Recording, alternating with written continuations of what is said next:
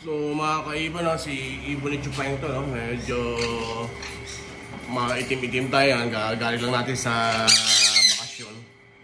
So ngayon, papakita ko, share ko lang yung aking mga harvest na green picuniurs at mga sun conures. Ano yung pwede ng 4 out. At ipopost natin ito sa ating YouTube, ang ingay nyo. At sa ating Facebook na Ibon ni Chupang, kung baka merong gusto dyan mag-alaga ng GCC at SC, no? Pag pour out sila, and then ano yung status nito.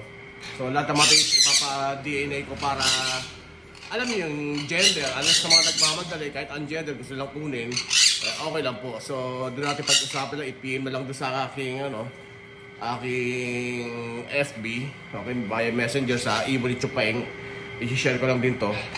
Tingnan natin. So, nagbakasyon kami, no? So okay mo lahat sila. Isa-isa natin, tingnan natin yung mga, ano yung 4 out ko na, at yung mga pending na meron ako na 4 out in the next succeeding weeks. So meron tayong sun conures, no? Again, itong mga sun conures na to ay mga registered dyan, no? Okay. Tatapang, masyado silang aggressive kasi may sabihin may anak sila. So meron tayong isa dito. Hindi pa yata siya pwedeng i-harvest. Ayun. Ayun, tulog.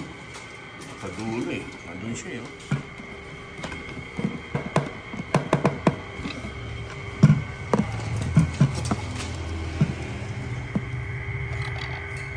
So yun yung ating sun conures. So tulog eh. So ano pa lang yan.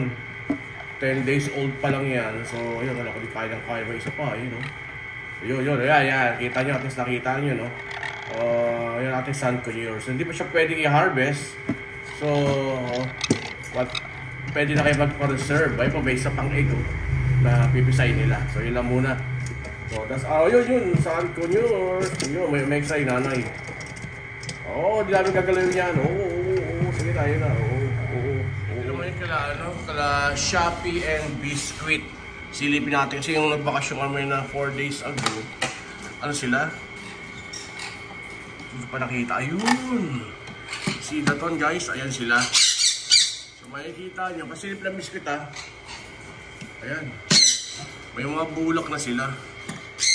So ayan. So meron tayong 4 dito na na baby pa, no? So mga pa lang tayo, may cotton cotton feathers na. So wala pa yung mga pin feathers sila. So papakita ko lang sa inyo na may 4 tayong nakabang na green chick conures yan. So ngayon ano ang nanay at tatay niya. So teka lang, ha. So eto siguro mga 2 weeks pa more, pwede ko na siyang i-out. So 4 yan. Kasi isa may naka-cotton feathers ba tawag yun? So comment na lang. Kita nyo na kung gaano kalusog, no? Ngayon, sino ang nanay at tatay nila? Ang tatay at nanay nila, yan. Isa po siyang turquoise. Okay? Ang turquoise ay hen. And then, ang isa naman ay GCC pineapple. So, yung kombinasyon na yan. So, sa kombinasyon na yan, pwede tayong, depende kung gaano kalakas yung dugo na itong hen or ng, yan. Ito si Cookie. Ito si Biscuit. So, abangan natin, ano magiging anak nila, but lahat of 4 out natin. Okay? So, abangan natin, hi Biscuit. Wala, malinis ang kamay ko, ha? Malinis, ha? Wala kaming hawak na ibon, ha? Wala. Sinipid namin. Yan si Cookie. Now, yan nasa taas. Yan si Shopee at si Lazada. Tingnan natin. Ay, Shopee, Lazada, same baby nyo. Naharvest na namin. So, ang hen ay pineapple GCC. Okay? At yung cup ay yung green. Kasi talagang natural na green chick. Okay, pakita ko lang.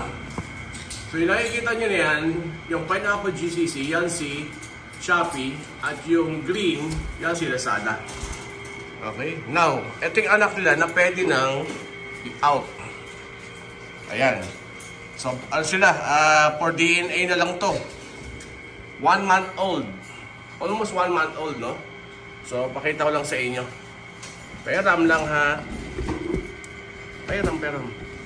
So, sa interested po, no? PM na lang sa aking Facebook and Facebook Messenger po, no? Yung mga sure buyer lang, no? So, ito ay almost 1 month old o 1 month old na rin. Makikita nyo yan, no? So, pumutok na yung kanyang mga pin feathers. So, legit na ano siya, pineapple green cheek color. At kung titingnan nyo dito, red. Very siya, oh. So, paalam kung gaano at kung gaano ka high red to. Kasi may isa rin, ganun din. Okay? Ayan. So, pineapple din siya, green cheek color. And then, let's see, ang kanyang, diba? High red din niya, yung buong belly niya. And then, hanggang dun sa pinaka-crop niya.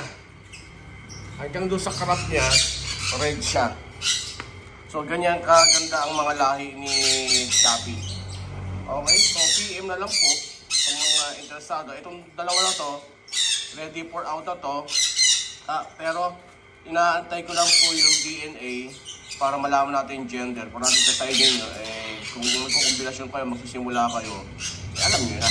Kung babae at lalaki to, abay magandang simulan nyo dito. Kunin nyo itong dalawa na to. Okay po? Kasi hoy, hello, kay Tumakas. Okay, yan sila. So, nagwi-winning stage na rin yan sila. So, tinuturuan na rin namin mag-ano. Pero ano pa rin yan, ha? Handpick pa rin yan sila, ha? Until now, kumbaga ngayon lang nagsimula maglagay ng mga seeds para matuto sila para transitional winning stage. Yung pa marunong kumain ng feeds, eh. Yan ang nanay niya. Yan si Shopee. Shopee, sayang nga Shopee. So, yan ang nanay niya. Pineapple green chick yan. Punur. Ang tatay, yan siya, yung green na green chick talaga. Okay, look. Hi! Silip! Hi! Mababait itong mga ibon na to. Oh, lagi itong nasa dibdib. Sa dibdib ko lagi. Gusto lagi matulog sa tiyan ko, sa dibdib ko. Kaya silipin naman natin yung mga epal. Yan. Hello! Hi! Yan si Summer. Mga bata pa yan. So, magiging breeder din yan. So, ito si Winter. Hi, Winter! Hi! Hi! Said hi! Hi! Okay, yun lang po muna, no? So, if you're first time to tune into, Ibon ni Chupeng, puntahan po natin. Mapalaki natin itong channel na to dahil talagang ginagawa ko ng passing po itong pag-iibon ng mga medium birds. Soon, marami pong madadagdag ng makakaibang ibon. At maraming salamat po. Shout out po. Shout out po sa aking mga advisor, no? Sila Yoki's Farm. And then number 1 sa lahat pala. Number 1 sa lahat na advisor po, ha. Ang the best ay ang Talahib Aviary. Okay? Ayan po. Sige, babay na kayo. Kayong mga makukulit, kayong matatapang. Yan. Tapang yung dalawa na yan, eh. Kasi may anak, eh. Okay po. Maraming salamat po.